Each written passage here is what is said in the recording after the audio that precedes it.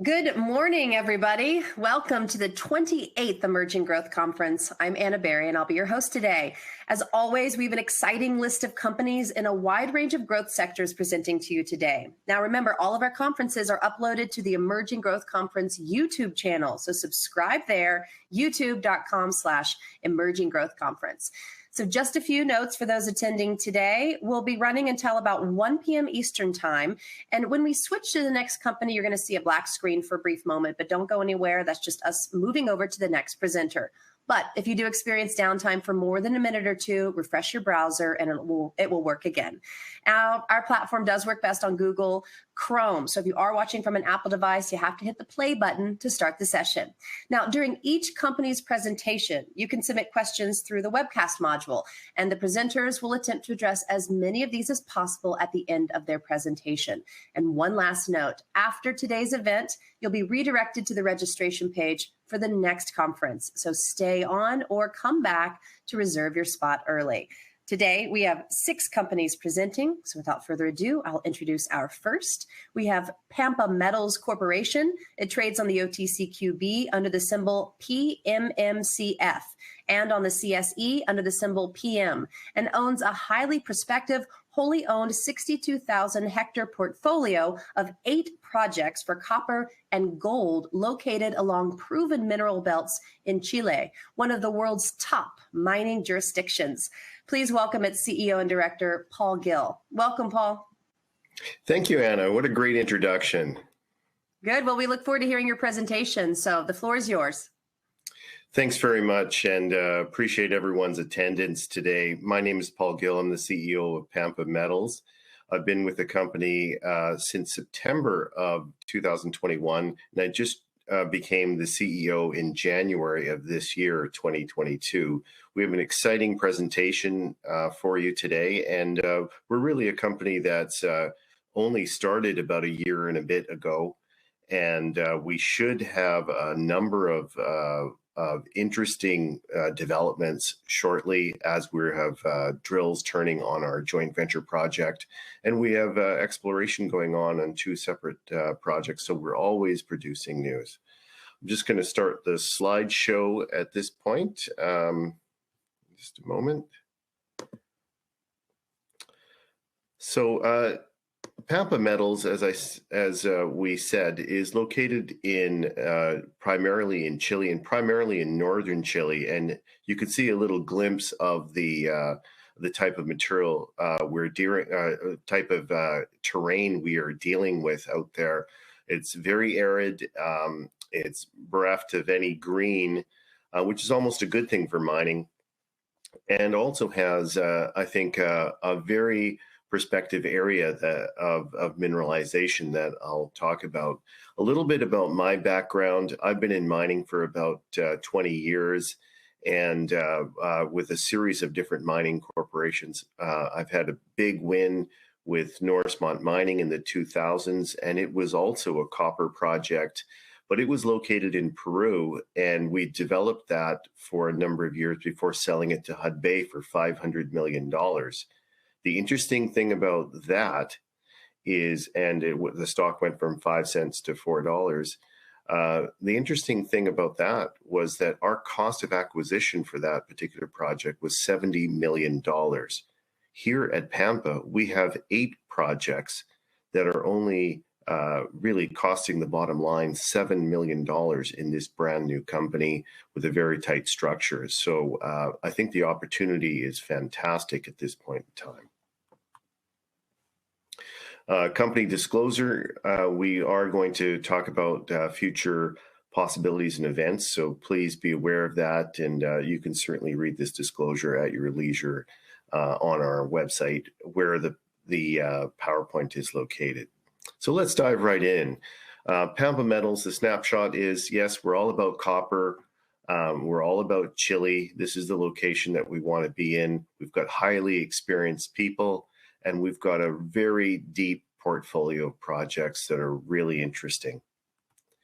What's our potential here? What's our objective? We want to find 100 copper on our 100% owned projects. We think that copper It has been the base metal of the last 50 years and will continue to be the base metal for the next 50 years for a number of reasons that we'll go into.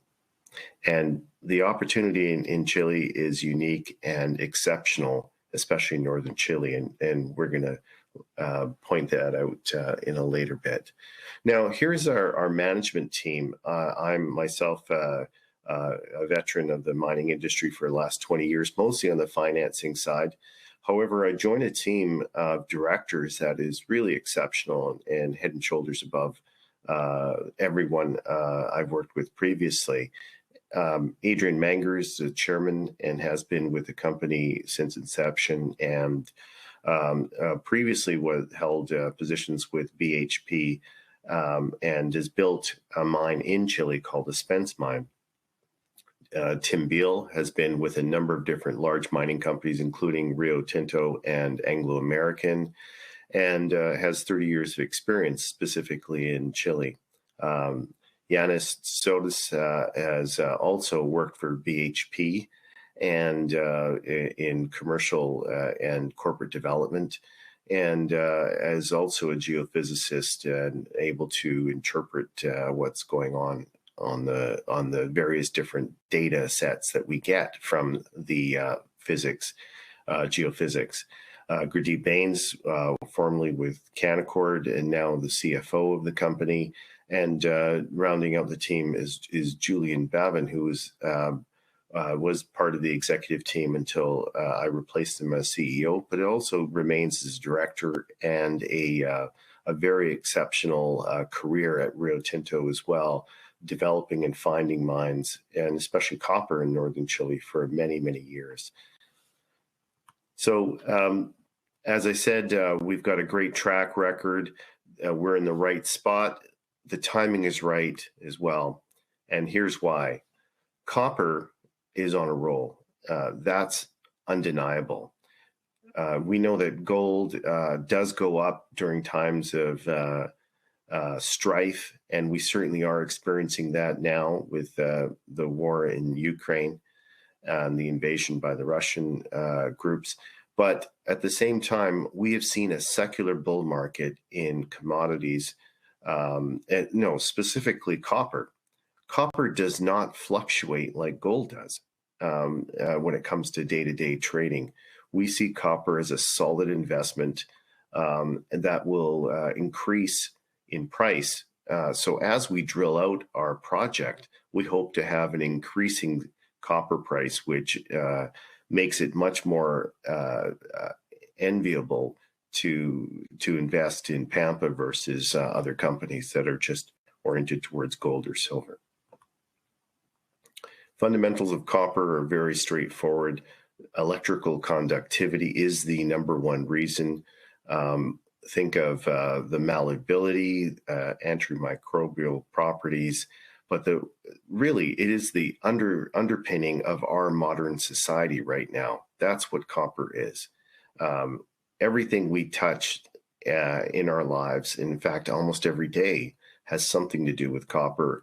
Either electricity that got our lights on in the morning, or the computer that we start up with, or the car we get into. All of it contains copper. It's fundamental. Now, what we do understand, and we have to understand as investors and individuals in this market, is it's a supply and demand market. Copper is in a crunch. We have a schism in the global supply situation at present. Copper that's being produced in Asia is really being consumed by China and some of the locations, some of the Asian tigers in that particular area. So it leaves a lot of material that is in demand in North America and Europe that is really unfulfilled. What we see is that an increasing copper price and a stable copper price is going to be very fundamental, but the supply just isn't there. And so where is it? It's in the ground in Chile, and that's where we're looking. And we're not alone. There's many other big companies, Codelco, Glencore, Freeport-McMoRan, BHP, and you can see the list there of incredible companies that are in the area. So if we find something, we definitely will have an audience to speak to. So it's very important, because a small company like ours isn't going to develop a mine by itself. It will need partners. So why Chile? Again, it's one of the most important parts of the world when it comes to copper development. It has a very interesting mineralized belt close to the coast and runs for 650 kilometers, or 525 miles for us Americans, North Americans. But I think that what's important is up and down that particular mineralized belt, we see many, many different mines. And including, if you see the green spots, those are the various different mineralized areas and mines that are operating. And the red is what Pampa owns and the locations of them. 62,000 hectares is a lot of property to explore. We have a lot of things to look at on these projects. Each of these projects might be 5 or 6 miles long or 5 or 6 miles wide. Big projects that need to be looked at. 30 targets over that entire area. Very exciting to do that, because you always have news, and you can always, almost 365 days a year, explore for projects in copper in this particular area of the world. So it's a very good place to do development of copper. What you see here is a checklist of things that we've done on the projects. Many of them have been explored. One of them hasn't been touched yet, Block 2, but we certainly think that we've been active, very active last year for a small junior company, and produced a number of data sets that will be very important for analyzing these projects in the future. So where are we doing now? We currently have drilling that's been completed on 2 different projects, Rio Dondo Veronica and Cerro Buenos Aires. We've basically established the geochemistry in the area, and we're zoning in and vectoring in on the mineralized porphyry development. And I'll explain a little bit about how porphyries work, because it's a very specific mineralized trend that we're looking for. That is the basis of many of the mines in this particular area of the world. So what we've done is, because we couldn't develop all the projects ourselves, we've joint ventured 2 of them to one of our biggest shareholders, Austral Gold, which is a gold producer in Chile. So they'll be exploring on a couple of those different projects. They're in fact drilling at present in one of them, and we should see results on that fairly soon. The deal indicates that we would, they'd have to be able to build a bankable feasibility study, which is, millions and millions of dollars of expenditure to earn 80% of the project. So we win either way, because we'll have a lot of exploration done in this project. And there's 3 things that could happen. They'll complete that 80% JV, or they will drop the property completely and give us back the information, give us back the property with information on it, or there'll be a copper discovery, at which point, if the copper is more valuable than the gold, we get to earn the property back. So it's a really good situation in which we've leveraged our projects and are getting a very good deal on the potential future discovery that would happen here. So what's our structure at present? We're just over 43 million shares. In fact, we just closed a financing, so this slide will be updated.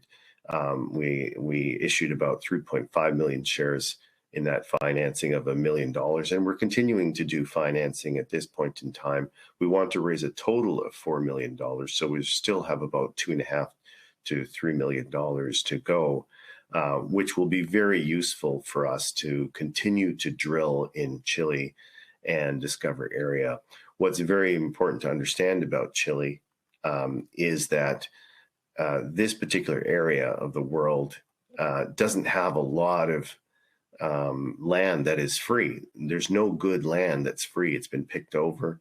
And so we want to be at the forefront of exploring our projects and then finding joint venture partners to develop them. This is an interesting slide that, as I said before, we're looking for porphyry targets, targets of mineralization that's come up from depth and spread out to surface. So there's three types of porphyries. We have some that over on the left side of the screen, the porphyry that hasn't hit the surface and is well underneath and has to be drilled deep to find. There's some that have hit, there's some that are supergene enriched, which are at the surface and have been oxidized and enriched in that fashion. And then some of the ones that have not actually reached the surface or been oxidized, but still have high sulfidation, which may contain gold, silver, and copper all at the same time.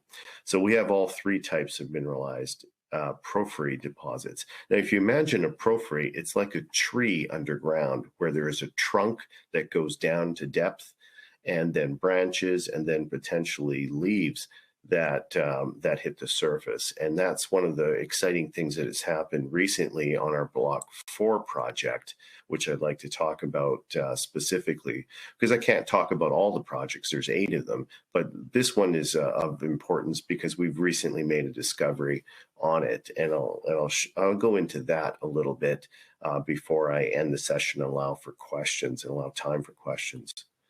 So again, this is a quick glance through some of the projects and information. Cerro Buenos Aires is a very prospective project as well.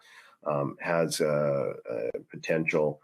Redondo Veronica is another one that we've done quite a bit of work on. We're gathering data on it as well, and it's a potential for further study. But this is the one we're really interested in. And if you can see this particular screen, this little dot here is a truck. If you can imagine the size and scope of what you're looking at here, that gives you some perspective. And way over here, just at the end of this long line of trench is a backhoe that's been sitting there, and that you can barely see it. But that's the size of the areas that we must explore. So of course, there's a good chance you might miss it if you don't have all the information. So our primary goal is to gather information, and we have in this particular area. This is what's got us excited about this little hill in Block 4. It's located in the middle of some interesting geology. We've done some exploration there. But what you see here is that it's isolated, that little hill is isolated among the geology. And one of the things that's very interesting is we found this big sample of stockwork veining, meaning that the actual host rock has been fractured and mineralized material has flown through it. So that's a very good sign, indicating there's a lot of juice in the system, because as something comes up from the ground, like a porphyry, it's a lava or heated mineralization, which then cracks and allows big chutes of mineralized material to dive upward or drive upwards into the land and into the host rock. And that's what causes these types of mineralized. So it's an indication that there's something big underneath. And as you can see, there's obviously some mineralized areas around, but all of a sudden around this particular area, there's almost like something like an iceberg potentially underneath that particular nipple of what's shown in front. And so we think that's very exciting. Here it is a little bit further up, and we're going to trench and explore and drill further on that particular area. So at this point, I think I will stop and ask if there's any questions, and perhaps someone could read them out or ask me what they are. So thanks very much, guys, and please go ahead with the next part of the question and answer period. All right. Thank you for that. We do have some questions for you. Joe Barnes wants to know, are there any aspects or perks from Lomico that you bring with you to Pampa that will help grow the company? Perseverance. I've been with Pampa Metals, and I'm still the chairperson there of Lomico. And so we have gone and turned a corner there and hired new management, which allowed me to step back. We really were focused. That's a East Coast of Canada, or east side of Canada development, and we really need local talent there. And we were able to raise a big chunk of money and hire that talent. So that allowed me to come away. And what I see here is opportunity. I think that's what every investor looks for, is something of exceptional opportunity. And I'm not one to jump right in all the time, but I couldn't help myself with this one. I went Victor Kayam with the company. I kept buying it, and so they found out who I was and brought me back to meet the directors. And I found this to be an amazing find. I mean, you just don't see companies with this structure, this kind of asset size, and this management. So it was just a no-brainer for me to jump in. Wonderful. Jan Mitchell asks, are you currently only in Chile? And where do you expect to expand to laterally? Yeah, we are only in Chile at this point in time because that's where the focus of our management team has been in the past. And they've got such good connections there. It seems illogical to go anywhere else. The other thing that we have expanded to is we've done a transaction with a company called Ver AI, which also has 16,000 hectares in 8 different projects. So we are now analyzing their projects as well for opportunity to explore further. So, and in addition to that, that data that data group, or that AI group, will also review our projects for new potential target areas. Omar Roberts congratulates you on your raise and asks, will this get you to production? No. The production in this particular part of the world will be hundreds of millions of dollars. What will happen with the $1 million that we've raised is we'll continue to pay all of the fees required in Chile and keep our team active down there. And we'll need to raise another million or so or more in order to keep the drills churning. It's very difficult to find drilling rigs. It's very competitive. And so we want to be able to hire a drill to work on all of our properties throughout the year. So that will produce many, many different drilling results, which again, gives us the opportunity to uncover something of a gem potentially that we have on our project. We have over 30 targets on these 8 projects alone. I mean, that's an amazing amount of targets to have to drill. So 4 million will get us, I think, a little bit further down the road. But certainly looking for additional capital and shareholders to understand what we're doing and follow us. Great. Calvin Herrera asks, do you give guidance, and how does the remainder of 2022 and 2023 look financially? Yeah, we don't give guidance. It's an exploration company. What we're looking at here for the remainder of 2022 is making a major discovery. That's what our main focus is.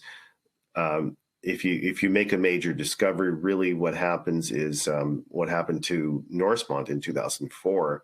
In a market like this, with a very high copper demand, all of a sudden the stock went from 25 cents to $4.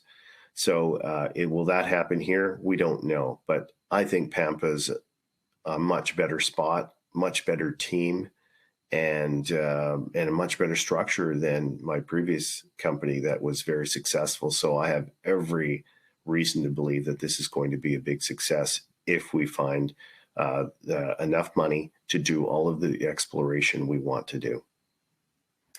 Great. For the sake of time, I'm going to combine a question from Sue M. and Bill Fields. Talk a little bit more about the property, and are there any majors around you, and are they producing? Yes, there's quite a few producing mines in northern Chile. I don't think there's producing mines beside us. There's some that are about 20 kilometers away from one of the projects. One of the projects, Block 3, actually surrounds a land package owned by Anglo American. Another one, Redonda Veronica, is adjacent to land or near land that Rio Tinto owns. But in this part of the world, almost everything of value or everything of prospective value is staked. And so we're hanging on to what we have. And we know that that we have an exploration team that can uncover value. And when we do, those majors will certainly be in talks with us. Good. So there is a chance for partnership or joint ventures with them? Oh, absolutely. I mean, on projects like this, you have to think that way. You can't with our particular size at this point in time, we won't be able to raise 200 million or 100 million to really develop some of these projects, but we certainly could find partners, or in fact, find something of value that will increase our stock price, and then we'll be able to raise money. But we're not going to raise a big amount of money down here.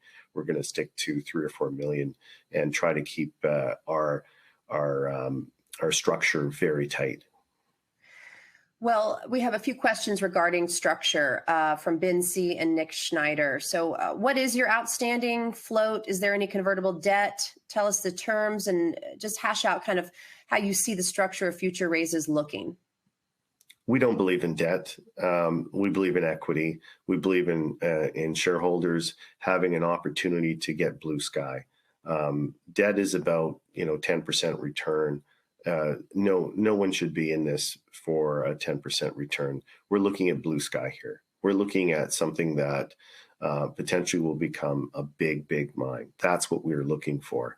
Escondida, which is one of the biggest mines in the world located in northern Chile, makes 15 million US a day. It is a rich mine. That's the kind of mines that we have a potential to find. And so we don't do debt. We have 46 million shares out present. Fully diluted, we're at about 60 million shares.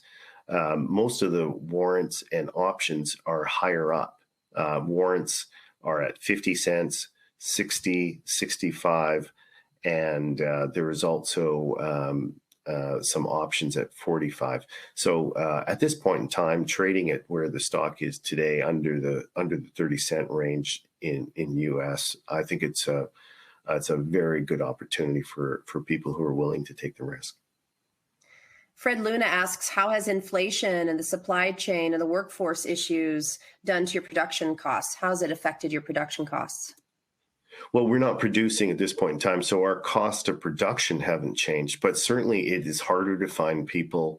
It is more difficult to travel to Chile. So we have a good Chilean team, which is there all year long and never has to go away. So they're in the field very often.